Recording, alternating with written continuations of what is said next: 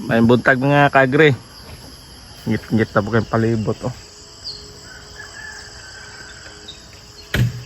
Pang-harvest na po may karon ni Master RJ, Master AJ Kang sa ampalayan ni Mang Atong. Daw andam na si RJ. Shout out sa mga viewers. Followers, viewers. Mga kaagre medyo tanaw na mo ang palayahan daghan jud ug may nadyo mga liki-liki tungod sa sigig ulan. Mo ni ang pinaka problema sa daw nagsugo na si EJ. Daw di po may ka-spray dayon og fungicide kay sige jug ulan way undangay. Ang among palayan napiktara na. Daw nagpatay nga dahon.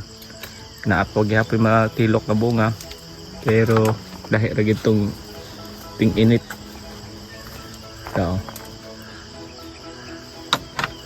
So, depende ani karon mga kaagri kung sa kadaghanan ni kay ikumpara namo sa katong ting-init. Daghan jud og bunga. Kay makontrol na mo ang pang-spray na mo sa pesticide o kuan fungicide.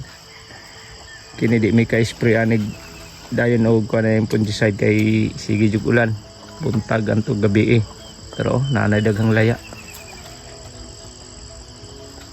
daghan na kay punggos ani so mo na ning isa-isahon unya pananggalaw na mo ning mga laya. Shout out sa Jay sa imong mga kuan, pamilya, o sa mga Shout out everyone. wala pa si Mang Atong kay kuan pa. Pa-kondisyon kay napasay kay istorya daw. Buyer to Jay? Buyer? Buyer siguro to. Ah, buyer daw. Ano buyer si Atong eh. Mga buyer.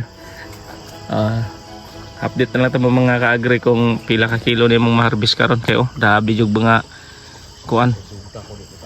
Patay nga mga dahon. Turuaw. Turo na pa may madaginot. Basig doon niya mo init niya mo nang may sprayhan.